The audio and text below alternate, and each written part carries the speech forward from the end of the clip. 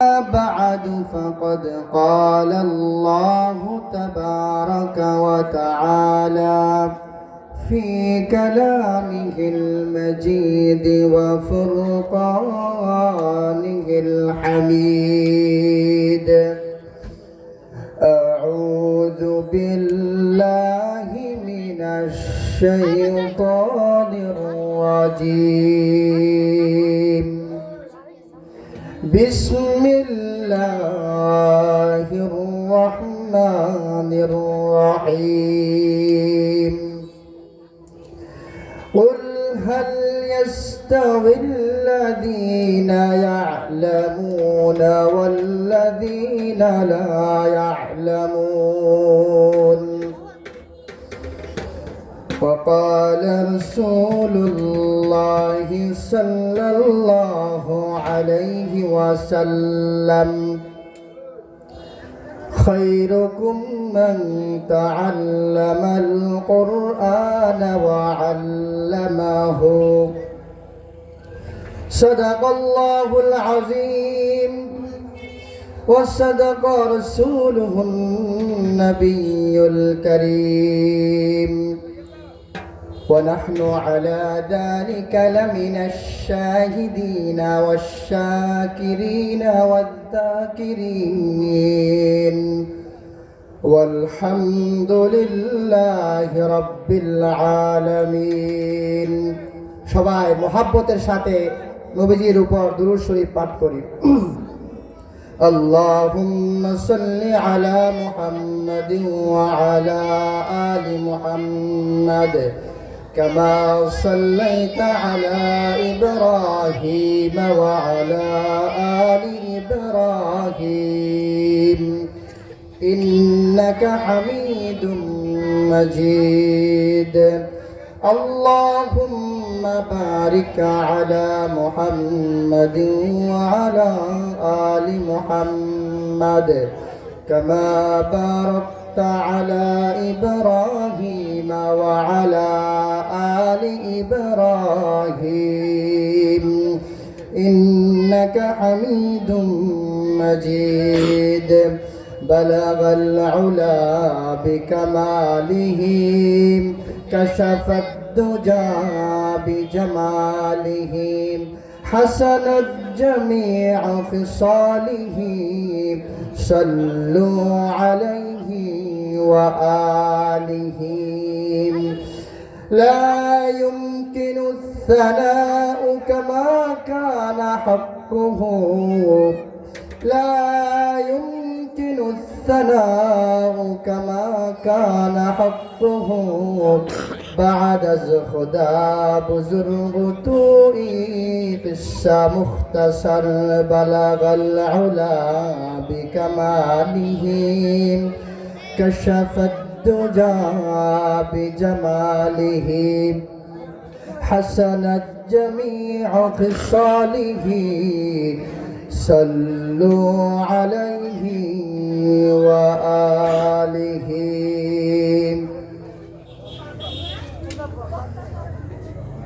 দিগলদ্বীপ মারকাজুস সুন্নাহ মাদ্রাসার হাফেজ ছাত্রদের পাগড়ি প্রদান উপলক্ষে চতুর্থ বার্ষিক ইসলামী মহাসম্মেলন 2025 মহান রব্বুল আলামিনের দরবারে শুকরগুজার হচ্ছি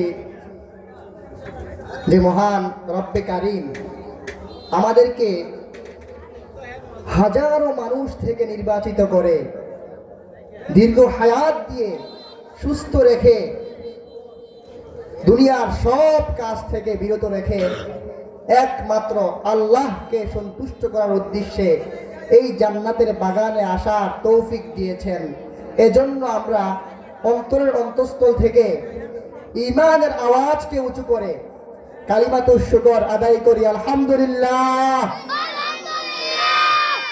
মুহতারাম হাজিরিন, আপনাদের সামনে আজকে যে বিষয় নিয়ে আলোচনা করব যে নবীজির ভাষায় উত্তম কারা, নবীজির ভাষায় উত্তম কোন ব্যক্তিরা, কাদেরকে নবীজি উত্তম বলেছেন, সর্বশ্রেষ্ঠ বলেছেন, আমরা কি চাই না যে নবীজির ভাষায় উত্তম হতে? নবীজির ভাষায় উত্তম হতে আমরা চাই, কিন্তু কারা সেই সৌভাগ্যবান ব্যক্তি যাদেরকে রাসূল সাল্লাল্লাহু আলাইহি সাল্লাম দুনিয়ার সর্বশ্রেষ্ঠ মানুষ হিসাবে ঘোষণা করেছেন?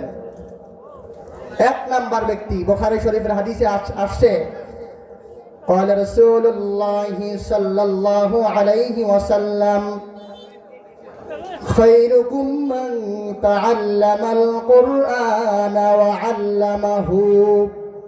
তোমাদের মধ্যে সেই সর্বশ্রেষ্ঠ, সেই সর্বোত্তম যে কোরআন শিখে এবং অন্যকে কোরআন শিখায়। যে কোরআন শিখে এবং অন্যকে কোরআন শিখায় তাকেই নবীজি উত্তম বলেছেন, শ্রেষ্ঠ বলেছেন। কোরআনের যে শিক্ষক হবে, কোরআনের যে ছাত্র হবে, তারা এই পৃথিবীর মধ্যে শ্রেষ্ঠ মানুষ হিসাবে গণিত হবে। আর এই কোরআনের ছাত্র হওয়ার জন্য কোনো বয়সের দ্বারসীমা নেই, কোনো বয়সের তারতম্য নেই। কোরআনের ছাত্র যে কেউ হতে পারে, ছোট বড় যুবক বৃদ্ধ সবাই কোরআনের ছাত্র হতে পারবো, ঠিক কিনা? যারাই কোরআনের ছাত্র হবে, সে ছোট হোক, যুবক হোক, বৃদ্ধ হোক, রাসূল সাল্লাল্লাহু আলাইহি সাল্লাম তার জন্য শ্রেষ্ঠত্বের ঘোষণা করেছেন। বলেন না সুবহানাল্লাহ। আমরা কেন কোরআন শিখতে পারবো না?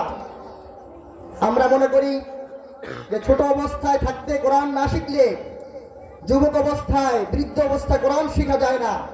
মুহতারাম হাজিরিন, আমি আপনাদেরকে সাহাবায়ে কেরামের জমানা স্মরণ করে দিতে চাই যে সাহাবায়ে কেরামের জমানায় যারা ইসলাম গ্রহণ করেছে, হযরত ওমর ইবনে খাত্তাব রাদিয়াল্লাহু তাআলা আনহু 26 বছর বয়সে ইসলাম গ্রহণ করেছে। তিনি 26 বছর পরে কি কোরআন শিখেছেন।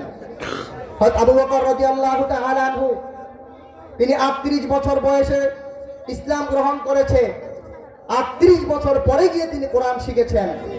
হযরত আব্বাস রাদিয়াল্লাহু তাআলা আনহু নবীজির চাচা, তিনি ইসলাম গ্রহণ করেছেন 58 বছর বয়সে।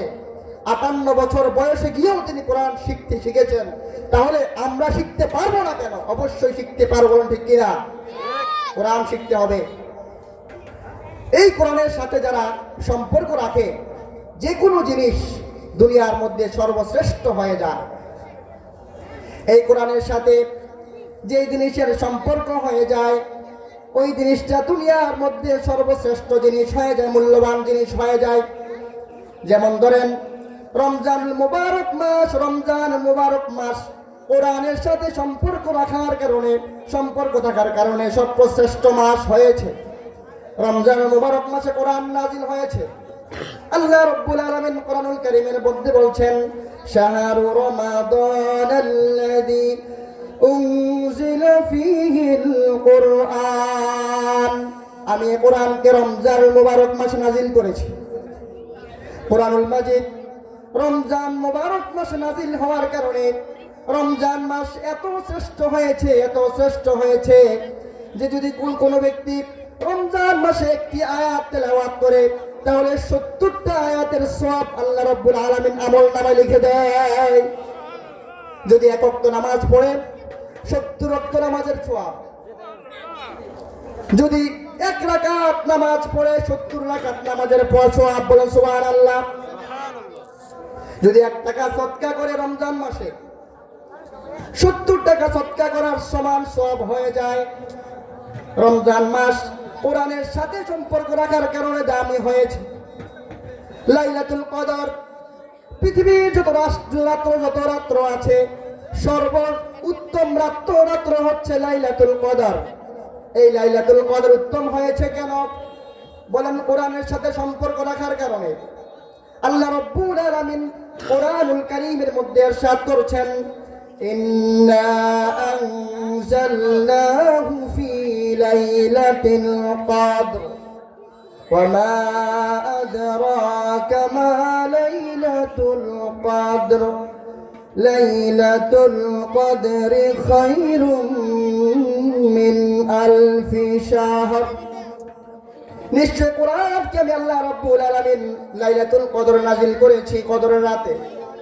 আল্লাহ পাক জিজ্ঞেস করছেন, তোমরা কি জানো কদরের রাত কি জিনিস?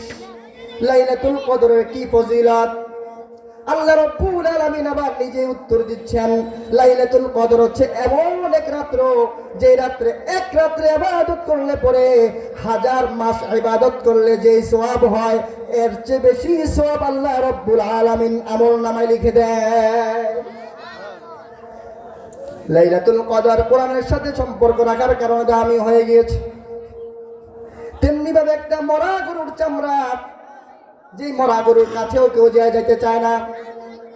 একটা মৃত গরু পড়ে আছে, মরা গরু, তার কাছে কেউ যাইতে চায় না, গন্ধের কারণে তাকে স্পর্শ করতে চায় না। কিন্তু যখন ওই মরা গরুর চামড়া আপনি পরিষ্কার করবেন, পরিচ্ছন্ন করে পবিত্র করে ওই চামড়া দিয়ে আপনি কোরআনের গিলাফ বানাবেন, ওই কোরআনের গিলাফ হওয়ার কারণে চামড়াটা এত দামি হয়ে গেল যেই চামড়ার কাছেও কেউ যেত না। ওই চামড়াটা এত দামি হয়েছে কোরআনের সাথে লাগার কারণে, যেই চামড়াকে আমরা মুখের মধ্যে চুমু খাই, বুকের মধ্যে, কপালের মধ্যে লাগাই, বলেন ঠিক কিনা? তেমনি ভাবে সামান্য একটা কাপড়, যে কাপড়টাকে মানুষ নেকড়ার কাজেও ব্যবহার করে, যে কাপড়টাকে মানুষ খারাপ কাজেও ব্যবহার করে, ওই সাধারণ একটা কাপড় যখন কোরআনের গিলাফ হয়ে যাবে, কোরআনের সাথে স্পর্শ হওয়ার কারণে সাথে সাথে কাপড়টা এমন দামি হয়ে গেল যে কাপড়টাকে মানুষ মুখের মধ্যে চুমু খায়, কপালে লাগায়। ছোট্ট একটা কাঠের টুকরা, যে কাঠের টুকরা মানুষ টেবিল বানায় বসে, চেয়ার বানায় বসে, পায়ের নিচে রাখে, পিছনে রাখে, এমন একটা কাঠের টুকরা যদি রেহাল বানানো হয় কোরআনুল কারীম দিয়া, কোরআনুল কারীম রাখার জন্য রেহাল তৈরি করা হয়, ওই কাঠের টুকরা এত দামি হয়ে যায়, এত দামি হয়ে যায় যে ওই কাঠের টুকরাকে আর মানুষ নিচে রাখে না, মাথার উপর রাখে। তেমনি ভাবে একটা প্লাস্টিকের টুকরা, প্লাস্টিক, যে প্লাস্টিক এদিক সেদিক পড়ে থাকে, ওই প্লাস্টিক দিয়ে যদি রেল বানানো হয় কোরআনুল কারীমের, ওই প্লাস্টিককেও মানুষ সম্মান করে।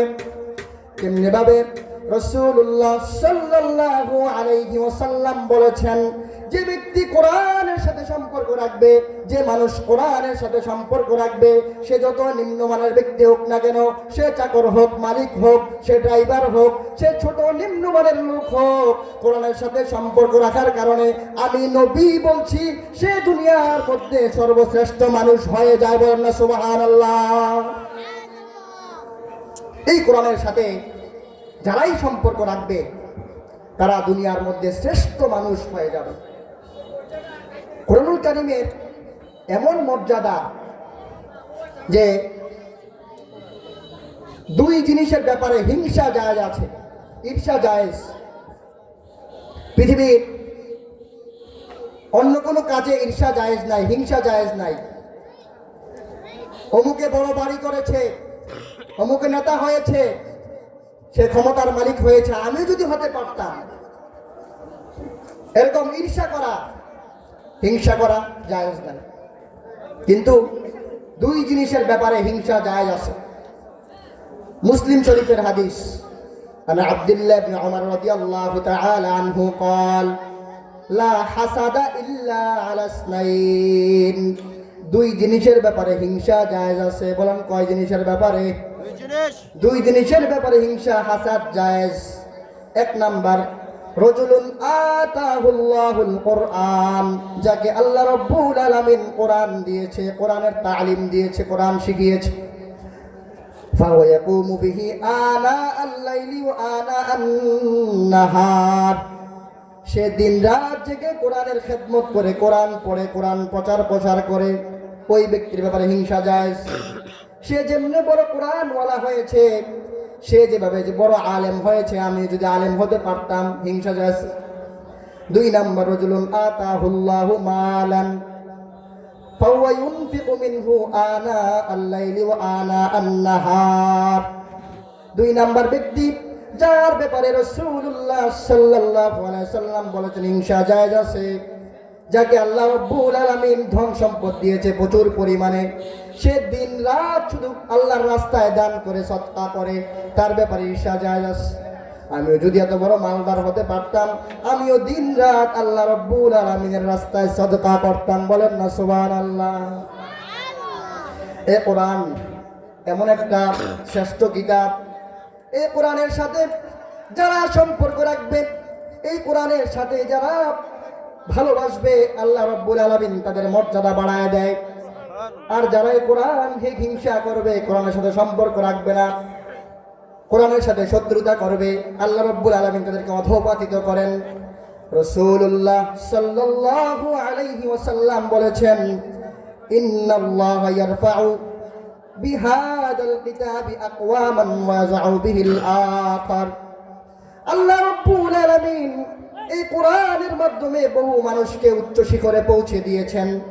এই কোরআনের সাথে সম্পর্ক রাখার কারণে আবু বকর জান্নাতি হয়েছে, ওমর জান্নাতি হয়েছে।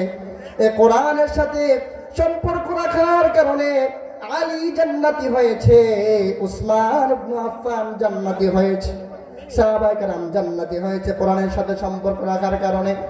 আর যারা কোরআনের সাথে সম্পর্ক রাখে নাই, কোরআনের বিরোধিতা করেছে, তারা দুনিয়ার মধ্যেই ধ্বংস হয়ে গিয়েছে। আবু জাহেল ধ্বংস হয়ে গেছে, কোরআনের বিরোধিতা করেছে।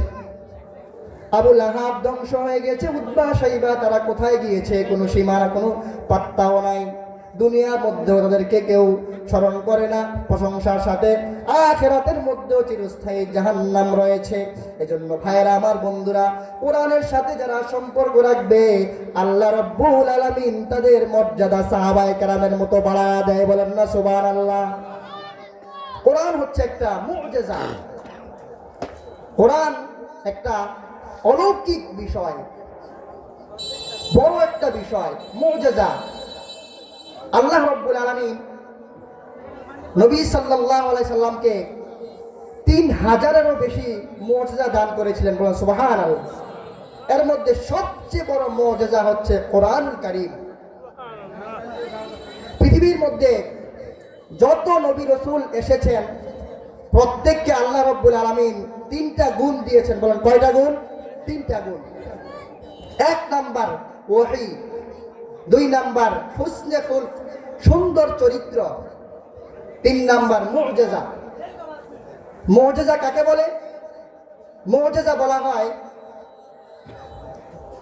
সমসাময়িক বড় কোনো শক্তি, বড় কোনো পাওয়ারকে দুর্বল করে দেয় যেই জিনিস, সেই জিনিসের নাম হচ্ছে মুআজিজা। বড় জিনিসকে দুর্বল করে দিতে পারে। যেমন আল্লাহ রাব্বুল আলামিন হযরত মূসা আলাইহিস সালামকে মুআজিজা দান করেছিলেন। আল্লাহ রাব্বুল আলামিন বলছেন, ওয়া মা তিলকা বিয়ামিনিকা ইয়া মূসা। হে মূসা, তোমার ডান হাতে এটা কি? মূসা বললেন, আমার ডান হাতে লাঠি, আমি লাঠি দিয়ে পাতা পারি, লাঠি দিয়ে ছাগল চড়াই। আল্লাহ রাব্বুল আলামিন বললেন, লাঠি ফেলে দাও। লাঠি ফেলে দেওয়ার সাথে সাথে ওহিয়া হাইয়াতুন তাসআ, এটা একটা জীবন্ত সাপে পরিণত হয়ে গেল। বলেন সুবহানাল্লাহ। এই লাঠি দিয়ে হযরত মূসা আলাইহিস সালাম 70,000 জাদুকরের মোকাবেলা করলেন। ফেরাউন বলেছে, মূসা তুমি একজন জাদুকর, তুমি যদি জাদুকর না হও তাহলে তুমি 70,000 জাদুকরের সাথে মোকাবেলা করো, দেখাও। হযরত মূসা আলাইহিস সালাম জাদুকরদের সঙ্গে মোকাবেলার জন্য প্রস্তুতি নিলেন। জাদুকররা মূসা আলাইহিস সালামকে বললেন, হে মূসা, তুমি তোমার জাদু আগে দেখাবা নাকি আমরা জাদু দেখাবো?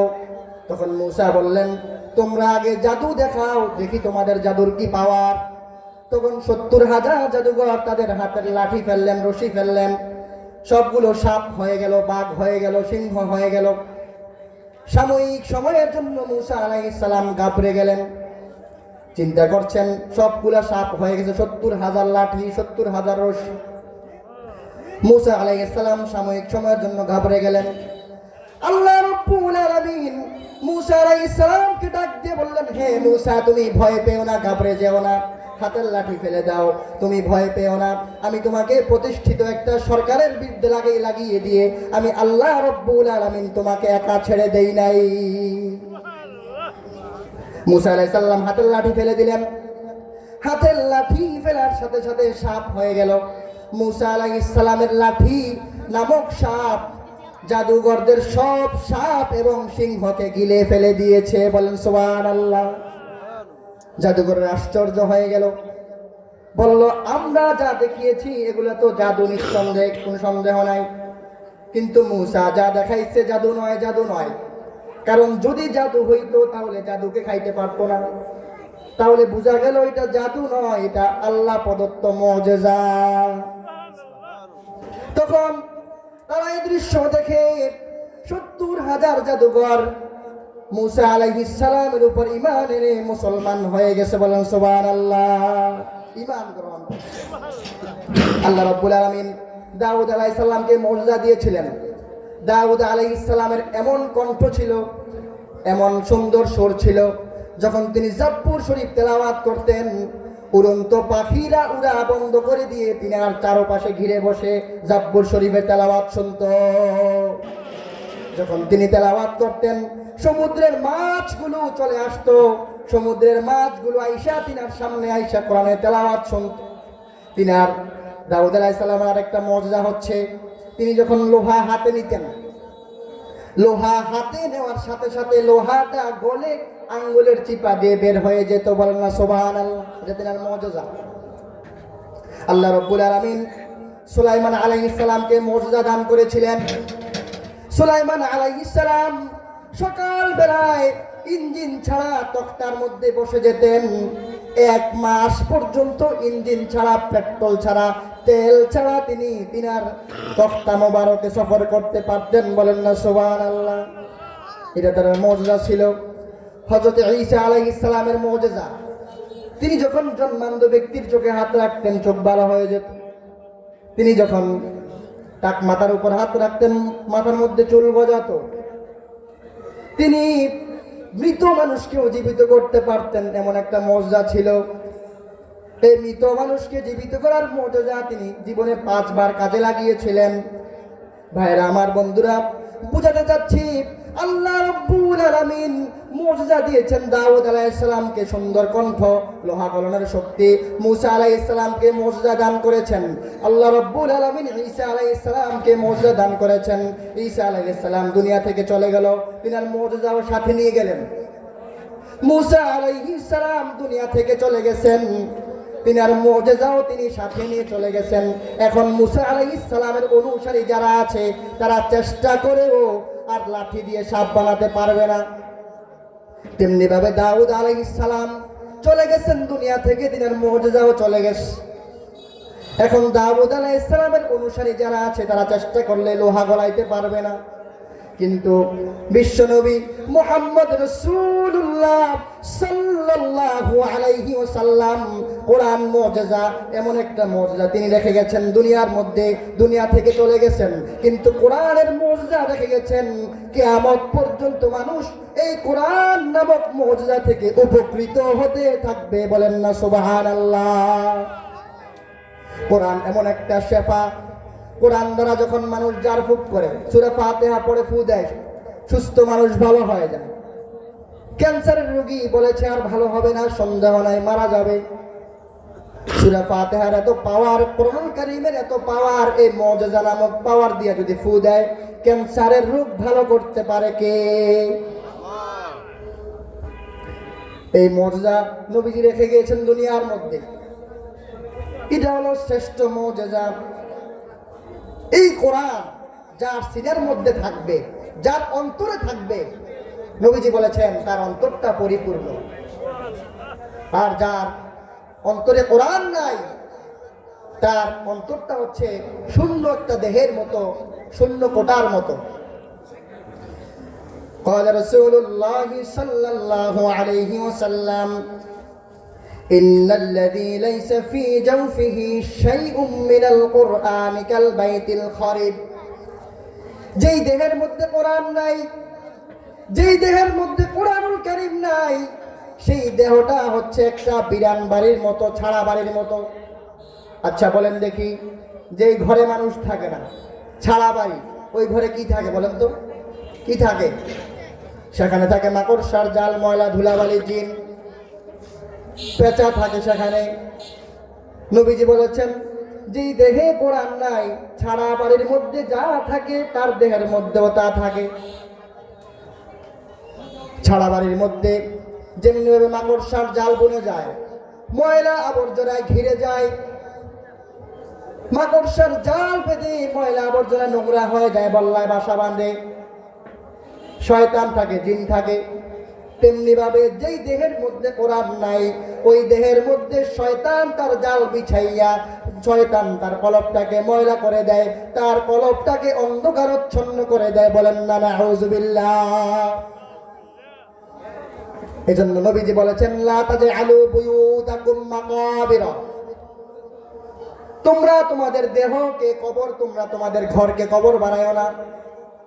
কবরের মধ্যে যেমন কোরআন পড়া হয় না, কবরের মধ্যে যেমন নামাজ পড়া হয় না, ইবাদত করা হয় না, যেই ঘরের মধ্যে কোরআন পড়া হয় না, যেই ঘরের মধ্যে নামাজ পড়া হয় না, যেই ঘরের মধ্যে রোজা রাখা হয় না, যেই ঘরের মধ্যে আল্লাহর কালামের তেলাওয়াত হয় না, ওই ঘরটাও একটা কবরস্থানের মতো হয়ে যায়, কবরস্থানের মতো হয়ে যায়।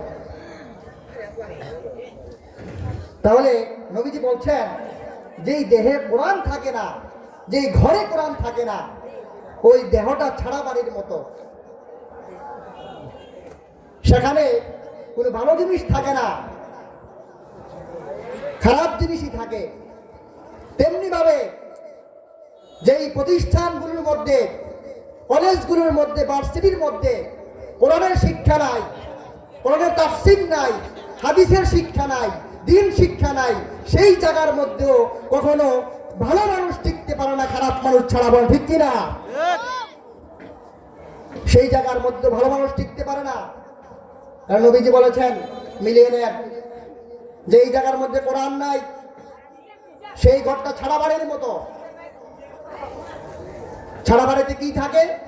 ছাড়া বাড়িতে যাই থাকে, যেখানে কোরআন নাই সেখানে তাই থাকে। এই জন্য আমাদের ঘরকে কোরআনের ঘর বানাতে হবে। আগে এমন এক সময় ছিল, ফজরের পরে যখন মানুষের বাড়ির পাশ দিয়ে যাওয়া হতো, সূরা ইয়াসিনের তেলাওয়াতের আওয়াজ শোনা যেত। আজকে এমন হয়েছে পরিবেশ, বিশেষভাবে শহর অঞ্চলগুলোর মধ্যে ফজরের নামাজই পড়ে না, কোরআন তেলাওয়াত করবে দূরের কথা। বলা ঠিক কিনা?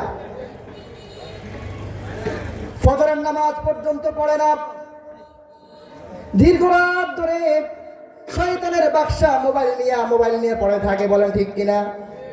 দীর্ঘ রাত মোবাইল টিপে, রাত 1টা 2টা 3টা পর্যন্ত মোবাইল ব্যবহার করে। শেষ পর্যন্ত এমন হয় যে ফজরের নামাজ পড়তে পারে না। আর যে ফজরের নামাজ পড়তে পারে না, কোরআন তেলাওয়াত করবে প্রশ্নই আছে না। বলেন ঠিক কিনা? ভাইরা আমার, মুহতারাম হাজরিন, নবীজি বলেছেন, তোমার ঘর বানাইতে হবে কোরআনওয়ালা ঘর। তোমার ঘর বানাইতে হবে কোরআনের আলোর ঘর, কোরআন শিক্ষার ঘর। তোমার ঘরকে বানাইতে হবে যেই ঘরের মধ্যে কোরআন থাকবে, নবীজি বলেন সেই ঘরের মধ্যে রহমতের ফেরেশতা থাকে। বলেন সুবহানাল্লাহ। কাল কিয়ামতের ময়দানে যে কোরআন পড়বে, যে কোরআন শিখবে, তাকে বলা হবে, ইউকালু লিসাহিবিল কোরআন। রাসূলুল্লাহ সাল্লাল্লাহু আলাইহি ওয়াসাল্লাম বলেছেন, কাল কিয়ামতের ময়দানে আল্লাহ রাব্বুল আলামিন কোরআন ওয়ালাকে ডেকে বলবে, ইকরা ওয়ারতাকি ওয়ারাত্তিল কামা কুনতা তুরাত্তিলু ফিদ দুনিয়া। হে কোরআনের হাফেজ, হে কোরআনের কারি, তুমি আজকে পড়ো এবং কোরআন পড়ো, আস্তে আস্তে ধীরে ধীরে পড়ো, জান্নাতের সিঁড়িতে উঠতে থাকো। ফাইন্না মানজিলাকা ইনদা আখিরি আয়াতিন তাকরাউহা, কারণ আজকে তোমার স্থান হবে সেই জায়গায়, তোমার গন্তব্য হবে সেই জায়গায় যেখানে গিয়ে তোমার কোরআন পড়া শেষ হবে। বলেন না সুবহানাল্লাহ। তাহলে হাফেজে কোরআন কত সৌভাগ্যবান হবে! হাফেজে কোরআন তার ভাগ্য কত ভালো, যে পুরা কোরআন মুখস্থ করেছে। সে একটা একটা আয়াত তেলাওয়াত করবে, একটা একটা আয়াত তেলাওয়াত করতে করতে 6334টা আয়াত তেলাওয়াত করবে, আর 6334 তালা জান্নাতে উঠে যাবে। বলেন না সুবহানাল্লাহ। আর যারা ফালাক নাস পারে, শুধু আর কিছু পারে না, তারা সামান্য জান্নাতে উঠেই থেমে যাবে, আর উপরে উঠতে পারবে না। এজন্য বলি, কোরআন হাফেজ হন অথবা কোরআনের হাফেজের মতো হন। আপনি কোরআন পুরা মুখস্থ করতে পারেন নাই, আপনি যতটুকু মুখস্থ করবেন ততটুকু পরিমাণ আপনার জান্নাতে মাকাম হবে। আপনি সূরা ওয়াকিয়া মুখস্থ করেন, সূরা মুলক মুখস্থ করেন, সূরা ইয়াসিন মুখস্থ করেন, এগুলোর ফজিলত বলতে গেলে আমাদের সময় ফুরিয়ে যাবে। রাসূলুল্লাহ সাল্লাল্লাহু আলাইহি সাল্লাম বলেছেন, যে ব্যক্তি মাগরিবের নামাজের পরে সূরা ওয়াকিয়া পড়বে তার ঘরের মধ্যে আর কোনোদিন রিজিকের অভাব হবে না। বলেন সুবহানাল্লাহ। রাসূলুল্লাহ সাল্লাল্লাহু আলাইহি সাল্লাম বলেছেন, যে ব্যক্তি সকালবেলা সূরা ইয়াসিন পড়বে পুরা দিন যত হাজাত আছে, জরুরত আছে, সবগুলো আল্লাহ রাব্বুল আলামিন গায়বী খাজানা থেকে পূরণ করে দিবেন। বলেন সুবহানাল্লাহ। এজন্য মুহতারাম হাজিরিন, বেশি বেশি কোরআন পড়তে হবে, কোরআন মুখস্থ করতে হবে, সূরা ওয়াকিয়া পড়তে হবে, সূরা ইয়াসিন পড়তে হবে, সূরা মুলক পড়তে হবে। রাসূলুল্লাহ সাল্লাল্লাহু আলাইহি সাল্লাম বলেন, যে ব্যক্তি সূরা মুলক পড়বে এশারের নামাজের পরে, এশারের নামাজের পরে সূরা মুলক পড়ে যদি কেউ ঘুমায়, সে রাতে যদি সে মারা যায়, আল্লাহ রাব্বুল আলামিন তাকে বিনা হিসাবে জান্নাত দিয়ে দিবেন। বলেন সুবহানাল্লাহ। বিনা হিসাবে জান্নাতে চলে যাবে। কোরআনের কত পাওয়ার, কোরআনের কত দাম দেখেন।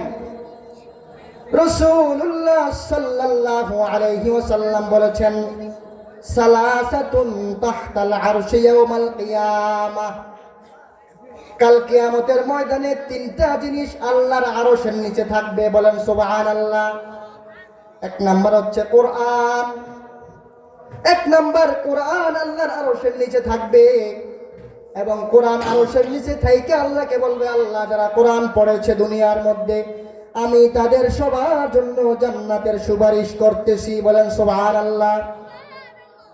দুই নাম্বার আল্লাহ আরশের নিচে থাকবে আল আমানা ওয়াসিলাতুর রাহিম। দুই নাম্বার হচ্ছে আমানত, তিন নাম্বার হচ্ছে আত্মীয়তা বন্ধন। দুই নাম্বার যে জিনিস আল্লাহর আরশের নিচে থাকবে আমানত, তিন নাম্বার হচ্ছে আত্মীয়তা বন্ধন। কাল কিয়ামতের ময়দানে আমানত এবং আত্মীয়তা বন্ধন দুইটা আল্লাহর দরবারে ডাক দিয়ে বলবে, আল্লাহ আলা মান ওয়াসালানি ওয়াসালাহুল্লাহ, যারা আমার আমানত রক্ষা করেছে, যারা আত্মীয়তা বন্ধন রক্ষা করেছে, আল্লাহ রাব্বুল আলামিন আপনি তাদেরকেও রক্ষা করেন। আর যারা আমার আমানত রক্ষা করে নাই, আমানত দেওয়ার পরে খেয়ানত করেছে, আমানত গ্রহণ করার পরে খেয়ানত করেছে, আত্মীয়তা বন্ধন ছিন্ন করেছে, কাল কিয়ামতের দিন তারা দুইটা ডাক দেবে, আল্লাহ যারা আমাদেরকে ছিন্ন করেছে আপনিও তাদেরকে আজকে ছিন্ন বিচ্ছিন্ন করে দেন। বলেন নাউযুবিল্লাহ। এজন্য খুব সতর্ক থাকতে হবে। আমানত তাদের কাছে রাখা হয়েছে, দ্বীনের আমানত হোক, টাকা পয়সার আমানত হোক, পদের আমানত হোক, ওই আমানত রক্ষা করতে হবে। যদি কেউ আমানত রক্ষা না করে, আমানতের খেয়ানত করে, আমানত কাল কিয়ামতের ময়দানে আল্লাহর কাছে বলবে, আল্লাহ এই ব্যক্তি আমার আমানত রক্ষা করে নাই, আমার আমানতকে ছিন্ন করেছে, আল্লাহ তাকেও আজকে আপনি ছিন্ন বিচ্ছিন্ন করে দেন। বলেন নাউযুবিল্লাহ। আর যারা আত্মীয়তা বন্ধন ছিন্ন করেছে, আত্মীয়দের সাথে খোঁজ খবর রাখে নাই, তাদের ব্যাপারে বলবে যে এই ব্যক্তি সে আমার বন্ধনকে ছিন্ন করেছে, আত্মীয়তা বন্ধন রাখে নাই, আল্লাহ তাকেও আজকে আপনি ছিন্ন বিচ্ছিন্ন করে দেন। বলেন না নাউযুবিল্লাহ। কোরআন যে পড়বে তার মর্যাদা, আর যে ব্যক্তি কোরআন পড়ায়, যে সন্তানকে মাদ্রাসায় পড়ায়, কোরআন পড়ায়, তার মা বাবাকেও আল্লাহ পাক মর্যাদা দিয়েছেন। বলেন না সুবহানাল্লাহ। قال رسول الله صلى الله عليه وسلم من قرأ القرآن فاستظهره وحل حلاله وحرم حرامه أدخله الله الجنة। রাসূলুল্লাহ সাল্লাল্লাহু আলাইহি ওয়াসাল্লাম বলেছেন, যে ব্যক্তি কোরআন পড়বে, কোরআন অনুযায়ী আমল করবে, কোরআনকে প্রচার প্রসার করবে, হালালকে হালাল মনে করবে, হারামকে হারাম মনে করবে, আল্লাহ রাব্বুল আলামিন তাকে জান্নাতে প্রবেশ করায় দিবে। শুধু তাই নয়, ওয়াশফাআহু ফি আশরাতিন মিন আহলি বাইতিহি কুল্লুহুম ক্বাদ ওয়াজাবাত লাহুন নার। শুধু তাই নয়, সে এমন 10 জন ব্যক্তির জন্য যাদের জন্য জাহান্নাম ফয়সালা হয়ে গিয়েছে, তাদের জন্য সুপারিশ করে কোরআনওয়ালা জান্নাতে নিয়ে যাবে। বলেন না সুবহানাল্লাহ। তাহলে কোরআন পড়লেও লাভ আছে, সন্তানকে পড়াইলেও লাভ। কাল কিয়ামতের ময়দানে যখন আপনার ছেলে কোরআনের হাফেজ হবে, আপনার ছেলে যখন কোরআনের আলেম হবে, তখন আপনার ছেলে আপনাকে জান্নাতে না নিয়ে যাবে না, সে একা জান্নাতে যাবে না। নবীজি বলেছেন, সে জান্নাতে যাবে তো যাবে, 10 জনকে সঙ্গে নিয়ে জান্নাতে যাবে। বলেন না সুবহানাল্লাহ। অন্য এক হাদিসের মধ্যে রাসূলুল্লাহ সাল্লাল্লাহু আলাইহি ওয়াসাল্লাম বলেছেন, মান ক্বারাআল কুরআনা ওয়া আমিলা বিমা ফীহি উলবিসা ওয়ালিদাহু তাজান ইয়াউমাল কিয়ামা। যে ব্যক্তি কোরআন পড়বে এবং কোরআন অনুযায়ী আমল করবে, আল্লাহ রাব্বুল আলামিন ওই কোরআনওয়ালার পিতা মাতার মাথার উপর স্বর্ণের মুকুট পরাই দিবে। বলেন না সুবহানাল্লাহ। নূরের মুকুট পরাই দিবে পিতা মাতার মাথার উপরে। কিয়ামতের দিন তাদের নূরের মুকুটের কারণে সবকিছু আলোকিত হয়ে যাবে, অন্ধকার আলোকিত হয়ে যাবে। মানুষগুলো তাকিয়ে তাকিয়ে দেখবে আর বলা বলি করবে, মনে হয় যেন নবীদের মা হবে, এজন্য এত সম্মান দিস। না, মনে হয় শহীদদের মা হবে, এজন্য সম্মান দিয়েছে। তখন কিছু লোক ডেকে বলবে, না, তারা নবীদের মাও নয়, তারা শহীদদের মাও নয়, তারা হচ্ছে ওই সন্তানের মা বাবা যেই সন্তান দুনিয়ার মধ্যে কোরআনের হাফেজ হয়েছে। বলেন না সুবহানাল্লাহ। তাহলে কোরআনের হাফেজ হলেও দাম আছে। সন্তান যদি আলেম হয়, সন্তান যদি হাফেজ হয়, তাহলে তাদের মা বাবার এত সম্মান আল্লাহ পাক দিয়েছেন, মাথার মধ্যে মুকুট পরিয়ে দিবে। শুধু তাই নয়, সন্তান আলেম হলে, হাফেজ হলে, মারা যাওয়ার পরে জানাজা পড়াবে, মারা যাওয়ার পরে আপনার জানাজার নামাজ পড়বে, সে নিজে ইমামতির মাধ্যমে আপনার জানাজার নামাজ পড়াবে। এর চেয়ে সৌভাগ্য আর কি আছে? কারণ রাসূলুল্লাহ সাল্লাল্লাহু আলাইহি ওয়াসাল্লাম বলেছেন, সন্তান যখন তার বাবার জন্য দোয়া করে, ওই দোয়া আল্লাহ রাব্বুল আলামিন কখনো ফিরায় দেয় না। বলেন না সুবহানাল্লাহ। সন্তানের দোয়া কবুল হয়ে যায়। যাদের সন্তান কোরআন পড়ে না, দ্বীন শিখে না, তাদের বিষয়ে আপনি একটু চিন্তা করেন যে একজন লোক, সে কোনোদিন কোরআন পড়েনি, দ্বীন শিখে নাই, হঠাৎ করে তার কাছে খবর এসেছে যে তোমার পিতা দুনিয়া থেকে চলে গেছে। সে ওই সময় মার্কেটে ঘোরাফেরা করছে, প্যান্ট শার্ট পরা, দৌড়ে আসছে, আব্বা মারা গেছে, আব্বার জানাজায় শরীক হবে, অথচ প্যান্ট পবিত্র না। ওই যে প্রস্রাব করেছে দেয়ালের পাশে দাঁড়িয়ে, টিস্যু পর্যন্ত নেয় নাই, ঢিলাগুলো ব্যবহার করে নাই, প্যান্টটাও নাপাক।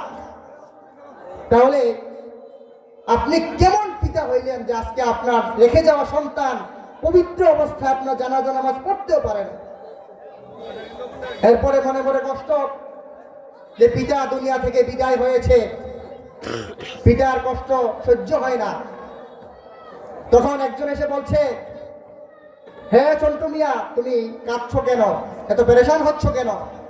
আমার আব্বা দুনিয়ার মধ্যে আমার জন্য কত কিছু করেছে, আমি তো তার জন্য কিছু করতে পারলাম না, আমার মনে খুব কষ্ট, আব্বা চলে গেছে। এত কষ্ট পেও না, এরকম দুনিয়ায় যারা আছে সবই মরে, আমার বাবা মরছে। চলো যাই, আমরা ইন্ডিয়া থেকে একটা ছবি রিলিজ হয়েছে, যাই রাত্রে গিয়ে ছবিটা দেখি, দেখবা তোমার মন ভালো হয়ে যাবে, খারাপ লাগবে না। পুরো রাত ভর সে সিনেমা দেখেছে। সিনেমা দেখার পরে সকালে যখন আসতেছে, বাবার কবর সামনে পড়েছে, চিন্তা করছে যে বাবা আমাকে কত কিছু দিয়েছে, আমি তো তাই কিছু দিতে পারলাম না। ক্ষণিকের জন্য দাঁড়িয়ে গেল আর মনে মনে ভাবছে কিছু দিতে পারলাম না, সারা রাত ধরে যে সিনেমা দেখে গুনাহ কামিয়েছি, ওই গুনাহগুলো তোমার আমল নামায় দিয়ে গেলাম। বলেন নাউযুবিল্লাহ। সন্তান এমনই হবে। আর যদি আপনার সন্তানরা কোরআনের হাফেজ হয়, আপনার সন্তান যদি কোরআনের আলেম হয়, তাহলে আপনার সন্তান সিনেমা দেখবে না, সারা রাত ভরে নামাজ পড়বে, তাহাজ্জুদের নামাজ পড়বে, আপনার জন্য কোরআনের খতম করবে, কোরআনের খতম করে আপনার জন্য দোয়া করবে, কানবে। রাসূল সাল্লাল্লাহু আলাইহি ওয়াসাল্লাম বলেছেন, মানুষ যখন মারা যায় তার আমল নামা আর কিছু লেখা হয় না। লেখা হয় নাকি?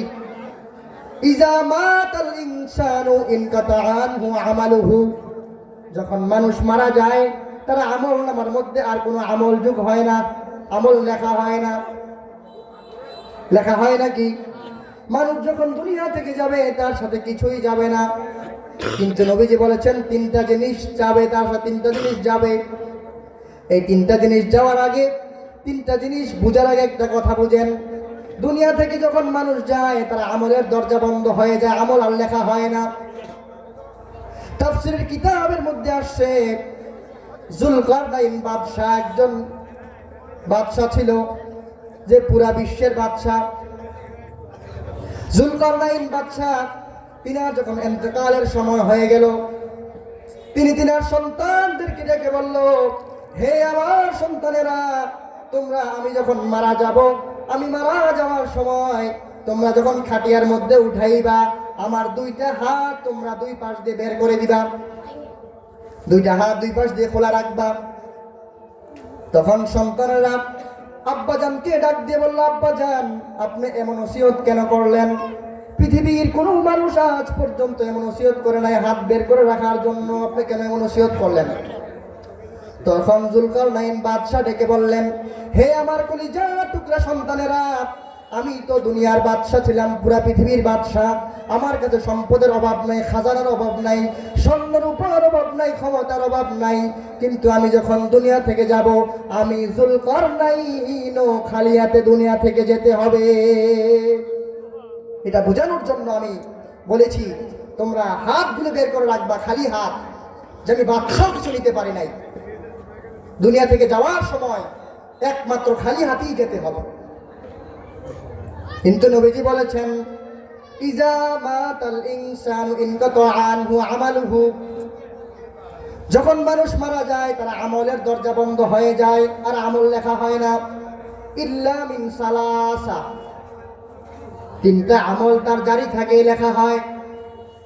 এক নাম্বার ওয়ালাদিন সালিহিন ইয়াদউ লাহু, এক নাম্বার হচ্ছে নেক সন্তান। যে দুনিয়ার মধ্যে নেক সন্তান রেখে যায়, কোরআনের হাফেজ রেখে যায়, আলেম রেখে যায়, ওই সন্তান যখন দোয়া করে, ওই সন্তান যখন কোরআনুল কারীম তেলাওয়াত করে, ওই সন্তান যখন কোরআন শিখায়, ওই সন্তান যখন আলেম হয়, যত ইবাদত করে সবগুলো ইবাদতের সওয়াব ওই পিতামাতার আমল নামায় লেখা হয়। বলেন না সুবহানাল্লাহ। কিয়ামত পর্যন্ত লেখা হবে। যতদিন পর্যন্ত আপনার সন্তান দুনিয়ার মধ্যে বেঁচে থাকবে, যখন নামাজ পড়বে, রোজা রাখবে, সবগুলোর সওয়াব আপনি পিতামাতা পেতে থাকবেন। দুই নাম্বার সাদাকাতুন জারিয়া, এমন সদকা যেটা জারিয়া। আপনি দুনিয়ার মধ্যে থাকতে মসজিদ বানিয়েছেন, দুনিয়ার মধ্যে থাকতে মাদ্রাসা বানাইছেন, দুনিয়ার মধ্যে থাকতে আপনি মুসাফিরখানা বানিয়েছেন। যতদিন পর্যন্ত এই মসজিদের মধ্যে মানুষ নামাজ পড়বে, যতদিন পর্যন্ত মাদ্রাসার মধ্যে ছাত্ররা পড়াশোনা করবে, ততদিন পর্যন্ত আপনার আমল নামার মধ্যে নেকি লেখা হবে। বলেন না সুবহানাল্লাহ। যতদিন পর্যন্ত মাদ্রাসা চালু থাকবে, কিয়ামত পর্যন্ত যত পড়া হবে, যত কোরআনের তেলাওয়াত হবে, যারা মাদ্রাসা বানিয়ে দেয় তাদের আমল নামার মধ্যে এই সওয়াব পৌঁছতেই থাকে, পৌঁছতেই থাকে। ভাইরা আমার মুহতারাম হাজিরিন,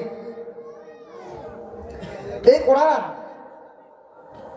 যারা পড়তে পারে না, কষ্ট হয় পড়তে, আটকে আটকে পড়ে, তাদের ব্যাপারেও নবীজি বলেছেন যারা কোরআন পড়তে পারে না, চেষ্টা করে, কষ্ট করে পড়ে, তাদের জন্য ডাবল সওয়াব। বলেন সুবহানাল্লাহ। قال رسول الله صلى الله عليه وسلم الماهر بالقرآن مع السفرة الكرام البررة। যারা কোরআনের ব্যাপারে জ্ঞানী অর্জন করেছে, কোরআনের হাফেজ হয়ে আলেম হয়, তারা লেখক ফেরেশতাদের সাথে থাকবে। বলেন সুবহানাল্লাহ। والذي يقرأ القرآن ويتتعتع فيه فله أجران। আর যে ব্যক্তি কোরআন পড়ে, কোরআন পড়তে বড় কষ্ট হয়, তারপরেও পড়ে, কোরআন পড়তে জানে না, তারপরেও চেষ্টা করে, কষ্ট করে পড়ে, নবীজি বলেছেন তার জন্য আল্লাহ রাব্বুল আলামিন ডাবল সওয়াব দিয়ে দেয়। তাহলে কোরআন পড়তে হবে না? হবে না? কোরআন পড়তে হবে। আরে কোরআন শিক্ষার কোনো বয়স নাই, কোরআন শিক্ষার কোনো বয়স নাই। যত বছর থেকে আপনার বুঝ হয়েছে, আপনি বুঝেছেন যে আমাকে কোরআন শিখতে হবে, তখন থেকেই আপনাকে মেহনত করতে হবে কোরআন শিখা। কোরআন আপনাকে শিখতেই হবে। কোরআন শিখা প্রত্যেকের উপর ফরজ। কারণ কোরআন শুদ্ধ করা ছাড়া কোনো ব্যক্তি নামাজ শুদ্ধ করে পড়তে পারবে না। নামাজ যদি শুদ্ধ হতে হয়, কোরআন শুদ্ধ হতে হবে। তাহলে এক নম্বর ব্যক্তি আলোচনা আমরা করলাম, যারা নবীজির ভাষায় উত্তম, তারা হচ্ছে যারা কোরআন পড়ে এবং কোরআন পড়ায়। দুই নাম্বার, যারা নবীজির ভাষায় উত্তম। আপনারা তো কোরআন পড়তে পারলেন না, আপনারা নবীজির ভাষায় উত্তম হবেন না, তাদের ব্যাপারে অপশন রয়েছে। আন মাসরুকিন ক্বাল কুন্না জুলুসান মা আব্দুল্লাহ ইবনে আমর রাদিয়াল্লাহু তাআলা আনহু ইউহাদ্দিসুনা ইয ক্বাল لم يكن رسول الله صلى الله عليه وسلم فاحشا ولا متفحشا। বিখ্যাত তাবিঈ মাসরুক রাহমাতুল্লাহি আলাইহি বলেন, একদা আমরা নবীজির সাহাবী আব্দুল্লাহ ইবনে আমরের সাথে বসা ছিলাম। তিনি আমাদেরকে হাদিস বয়ান করছেন। তিনি হাদিস বয়ান করতেছেন, লাম ইয়াকুন রাসূলুল্লাহি সাল্লাল্লাহু আলাইহি ওয়াসাল্লাম ফাহিশান ওয়ালা মুতাফাহিশান। নবীজি কখনো অনার্থক কথা বলতেন না, নবীজি কখনো অশ্লীল কথা বলতেন না, ওয়াহিতুক কথা বলতেন না। নবীজি প্রায় বলতেন, সব সময় বলতেন, ইন্না খিয়ারাকুম আহাসিনুকুম আখলাকা। তোমাদের মধ্যে সর্বশ্রেষ্ঠ, সর্বোত্তম মানুষ হচ্ছে সেই ব্যক্তি যার আখলাকটা সুন্দর হয়। বলেন না সুবহানাল্লাহ। যার আখলাক সুন্দর হয়, নবীজি বলেছেন সেই দুনিয়ার মধ্যে সর্বশ্রেষ্ঠ। আখলাক যার সুন্দর নয়, তার কিছুই সুন্দর নয়, তার কোনো আমলই কবুল নয়। আল্লাহ রাব্বুল আলামিন